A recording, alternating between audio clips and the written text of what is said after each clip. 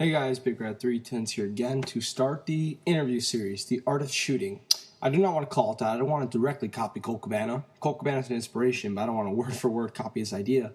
Basically what I want to do is I want to interview fellow YouTube guys and someone just Skyped me. Fellow YouTube guys and fellow guys on some subscribers of mine that don't make videos, guys on Twitter, just so we can get to know more of the community around us.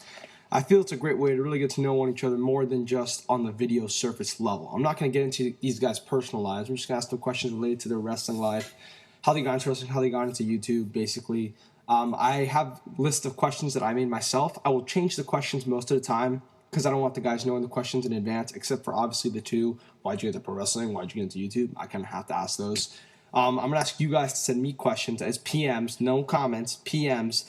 And also tell me if you want to be if you want me to say who asked the question, because for this particular interview with Eric, I really didn't know whether people wanted to be named anonymous or not. So to err on the side of caution, I said they were all anonymous. But in the future, for other guys, you just send me a message and say anonymous or not anonymous, and then I'll say your name if you really want me to say your name. And not really much else to talk about. We're just gonna get Eric on the line here, and then get ready for the questions. I still have to come up with a title, and someone promised to make me a theme song, but I haven't received it yet. So if anyone else wants to make one, go for it. All right, and with that, let's go to Eric. Well, everyone, I'm back here with my guest, HonorHammer26, or Eric. Eric, what's up, man? Not too much. What's going on with you? Not much, man.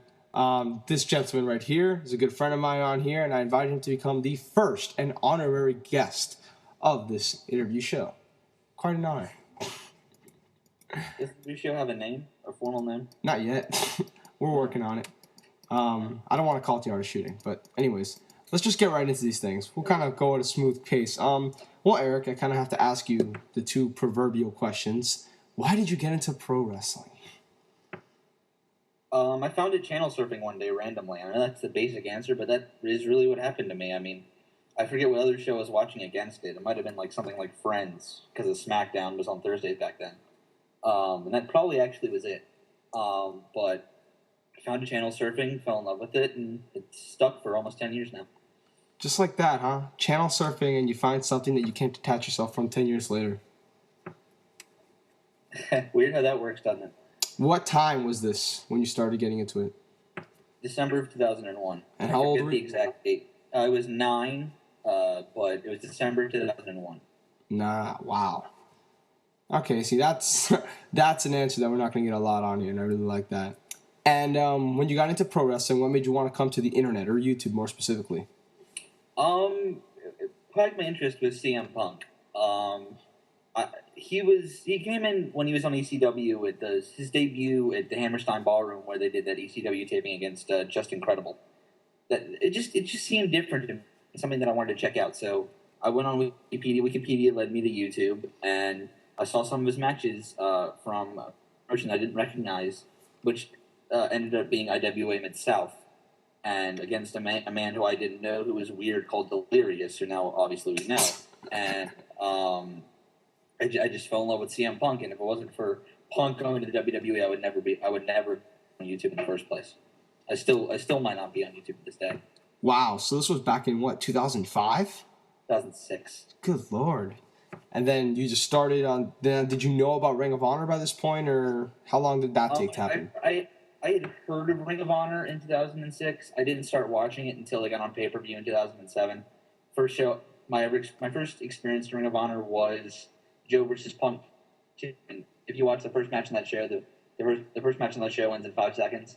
So I was a little weirded out, and I'm very glad that I watched the second match, which was Jay Lethal versus Delirious, which was very good. So, and it just piqued my interest. I've just continued watching it for now almost 5 years.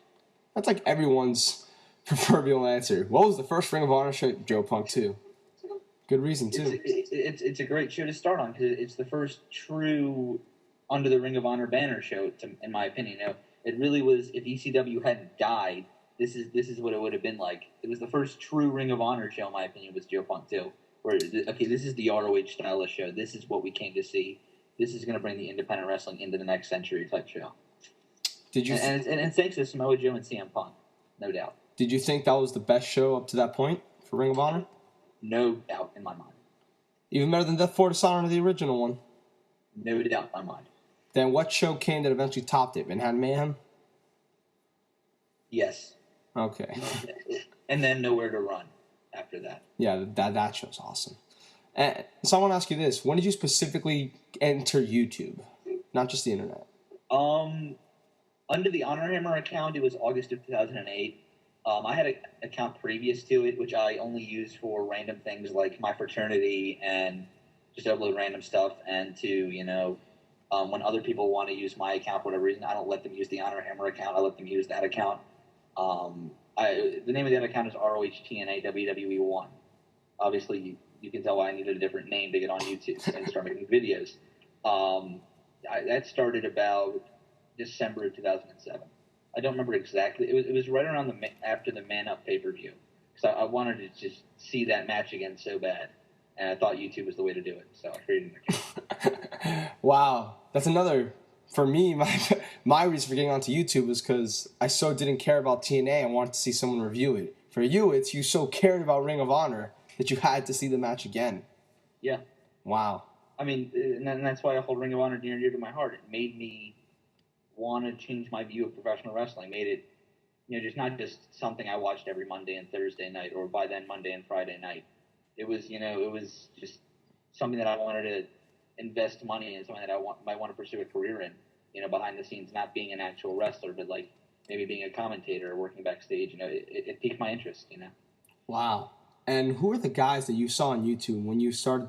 Who was your first guy? Obviously, yes, but who was the guys that when you saw them, you said to yourself, "I got to do this. I can do this." The first two guys were Nightmare Ball 1, and then True Slayer. And True Slayer is the obvious answer because he was obviously with his partner deal and stuff like that. But I actually found Nightmare first, and I still am to this day, I'm very intrigued by the style he talks about, and I really, really liked it. And I'm like, wow, I could really just see myself shooting the bull with this guy, and I have several times, and it was just something that I wanted to get into.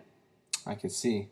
Well, with those two, like you were saying, almost everyone, when they say, "Why'd you get into YouTube?" they'll just drop True Slayer right there. But Nightmare Baller 1 really does not get enough credit. He was kind of one of the guys, I know about Oliver Scott, but also one of the guys that really, really started this indie spread across YouTube, would you say? He was maybe and still the only guy, maybe still outside of myself and Sanders Robin, that are primarily indie reviewers. If you look at my videos, I haven't made a TNA video in years. TNA signs the Young Bucks.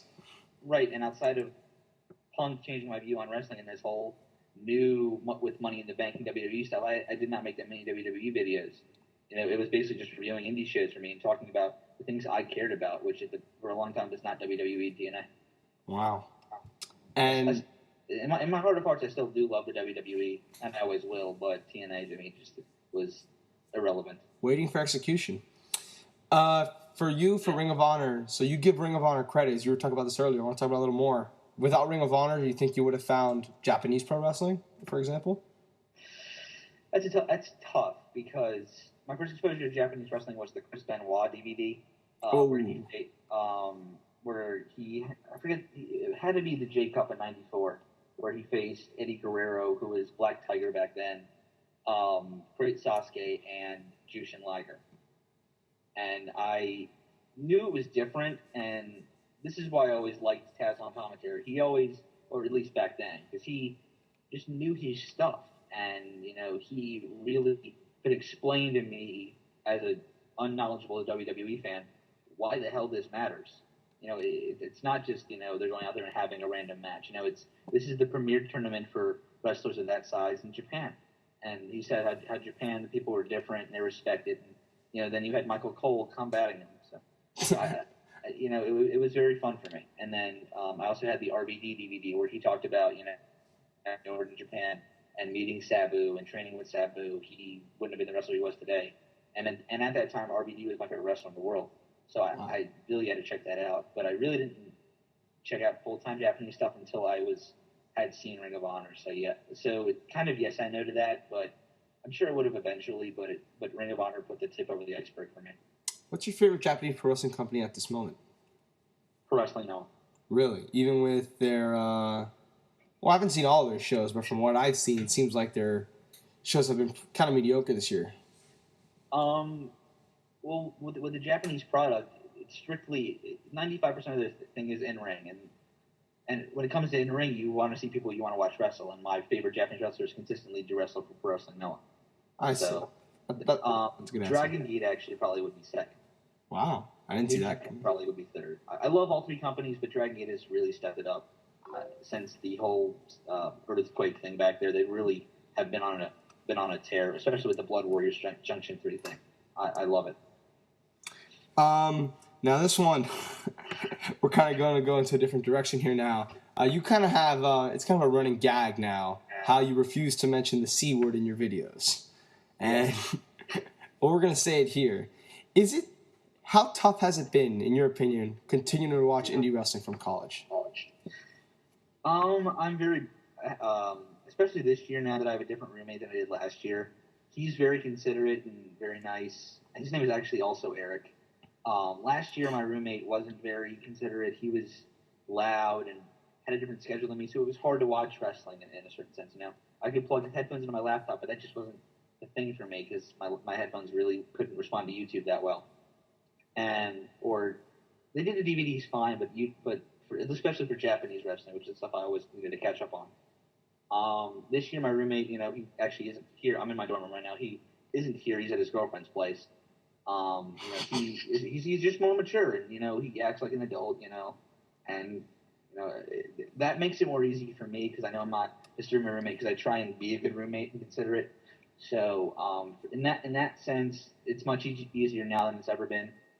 But when it comes down to ordering DVDs and stuff, it's way more of a hassle. I can imagine. Instead of going outside and going to your mailbox and getting it, you have to walk somewhere on campus or go off campus and just get DVDs. And it's very, especially with a company like Smart Mark Video, they've always gotten it right. But it for whatever reason, it takes longer to ship to a college campus than it does to a house. I don't know why. Wow, it's an interesting stat. Maybe because it has to go through certain things. I mean, or there's just the shipping times and the delay times are different because they have to get it to a college campus as opposed to a regular mail route. I'm not into U.S. postal stuff, so I can't tell you that. For example, for that, do you think that it's I don't know how I would phrase this the best. When you try to watch indie wrestling, has there ever been a point where you were just so down on indie wrestling as a whole and you had to go through all this hassle and you just thought to yourself, why am I doing this for? Or Never. It was always worth it every time, huh? Never. I did cut back a little bit on the DVDs due to, living at college for the first time and, having to have my expenses go elsewhere. One thing I did have to cut out was the shows that weren't blowaway shows.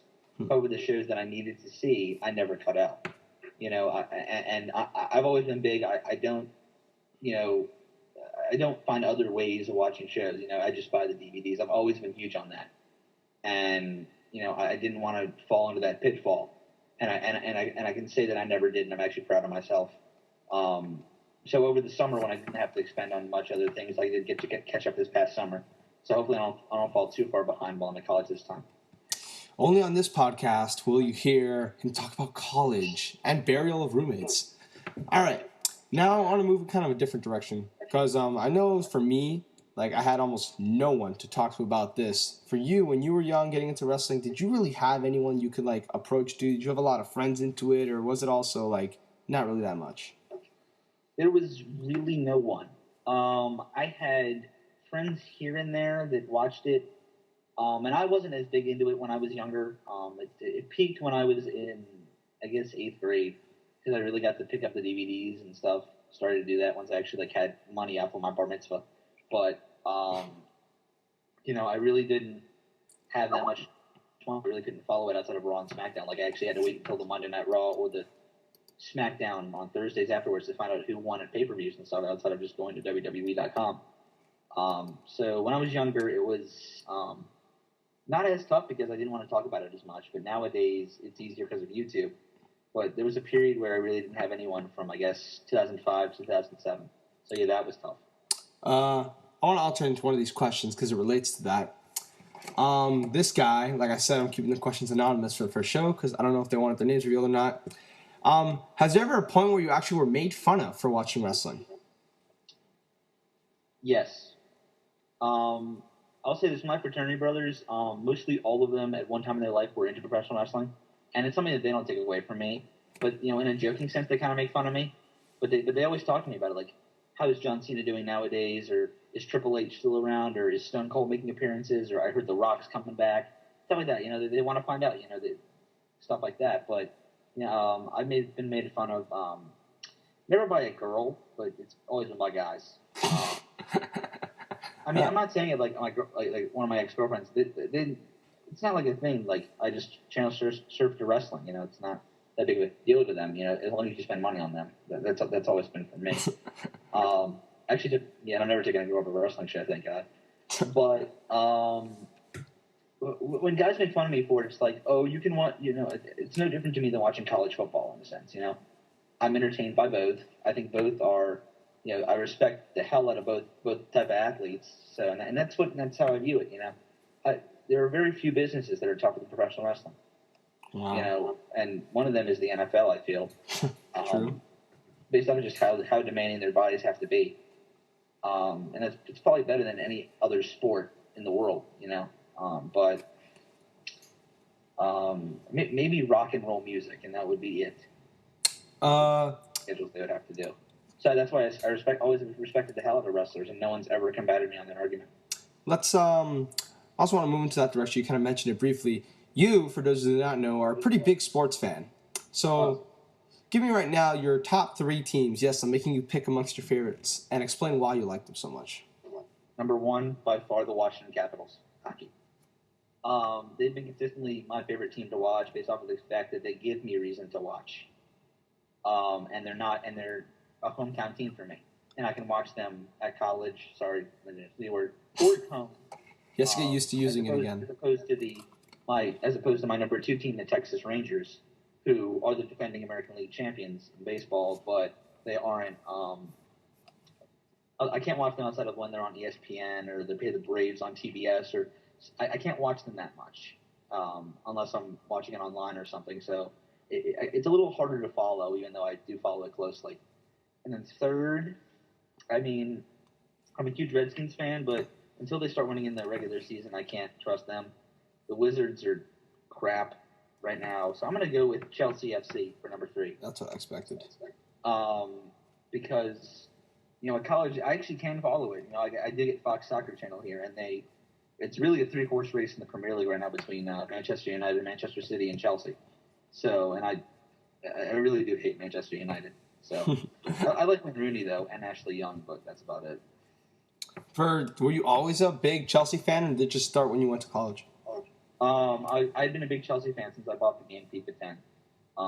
It was always my premise to get more into soccer or football for those of you who don't live in the United States. But I just loved playing with Chelsea in that game. Just their offense is so prolific. They had Nicolas Anelka, they had Didier Drogba. Back then they had Michael Ballack and Ricardo Cavallo. They had Joe Cole. And they still have Ashley Cole and John Terry and Frank Lampard.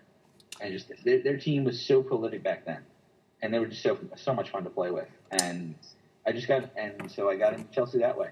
No really other reason outside of just they were my favorite team to play with, and so I just like them in real life too. All right, I'm going to go into another one of the questions here. Kind of going in another direction here. Again, these are pretty straightforward and simple. So I think I know the answers to all 3, but I'll let you answer first. Sure. Who's your favorite wrestler? Currently, it's CM Punk. Got that right. Who's your favorite wrestling company? Currently, it's Ring of Honor. Wow. Why would you ask that? I'm sorry. I don't want to insult my subs or anything. Second being Chikara. I will say that. There we go. Chikara love. Who's your favorite tag team? Currently, it's got to be the Young Bucks Generation Me. Really? I did not expect that. I just dig their offense more so than any other team that I've seen in a long, long time. More than the Kings? More than the Kings. Wow. For him to say that says a lot. And also, Another question asked, if you could phrase one thing that can get wrestling back to be as good as it was, what would that be? Whether it be a storyline or something they need to push. If you could do one thing that you think will get wrestling back to normal, what would it be? I'd kill TNA. Wow. Highly cynical answer. But there's reason behind it. All right, go. How much talent, they have so much talent in their company that could do so much better elsewhere. If you elevated Ring of Honor to the number 2 and Shikara to the number 3, I just think that wrestling would be so much better in this country. Wow. So you're saying TNA is actually a detriment just by purely existing? Yes. That is a wonderful, well thought answer. Unless they turn it around, which I hope to God they do. There's no by this point. There's just no way. I won't lose hope until I see the white flag come from their company. Dave and Brian were doing a show today, and they were talking about the No Surrender pay-per-view matches, and the pay-per-view is 2 weeks away, and no matches were announced on the show. So they went to the TNA website. No matches were announced for the pay-per-view. So they went to Wikipedia. No matches were announced. 0 matches were announced, and the pay-per-view's in 2 weeks. Well, I'll see this. I'm watching from afar. If I see the white flag, I will be happy. But if I don't see the white flag, I will be happy because, that means that they're doing at least one thing right. And if that one thing happens just to be Panda Energy, then fine. There you go. But because of Panda Energy, I feel that TNA could be a more imminent threat to the WWE than ROH could in the next couple of years. I know they've been sold with Sinclair Broadcasting Group, but Panda Energy has been solid and been there for, at least 5 years now. I think longer than that, too. If not longer. And they're also now Spike TV's most valuable thing. Well, so they're in a good with Spike TV as the UFC's gone. So. Well, sorry to go off topic here. Just want to say that if UFC, if Spike wants to completely rebrand their product now that they lost UFC, they could potentially drop TNA. It's the most valuable product. I don't know why they would do that. Because they want to change. They want to change the demographic. If they drop TNA, they're fucked. Why? They couldn't make it going back to what they did back in 2004. They couldn't do it. And another question asked by a fan. Also, if you were a wrestler, what will your entrance music be and why? Bulls on Parade by Rage Against the Machine. Why? I know that was Ricky Reyes' theme in ROH, and that was the only reason I watched his matches. There have been several others that have been influenced by wrestlers, but the one that I had before I even heard Ricky Reyes was that. Another would have to be, if I had, based on my gimmick, I could do Home Sweet Home by Motley Crue. Wow. I definitely did not expect that one. When is a wrestler ever come out to an awesome rock ballad? All right. And, all right, I think we're about to log off here pretty soon. So before we go, we've had a great time here. Is there anything you really want to say to everyone watching this video? Thank you for watching. Gee, thanks. Hopefully you enjoyed it. And subscribe to my channel. Woo-hoo. Oh, gee. Well, I was going to ask. I guess I got to go all the way. Tell us any links that you want to plug, sir. I'll do the first two. www.youtube.com/HonorHammer26. Yes. Twitter.com/HonorHammer26. A good wrestling site, if you've never checked it out, is Figure 4 Online. And I'm sure you've at least heard of it. It's a very good wrestling site, and it does help you out a lot. And as well as just following all the wrestling companies on Twitter, I feel that that's helped me stay in touch better with wrestling companies than I have in a long, long time. So I think that's actually a great way to keep in touch nowadays. More so than going to a lot of sites. Just follow everything on Twitter. It's one site for you. You can do everything there. And a lot of the wrestling companies now, the PWG actually has a Twitter.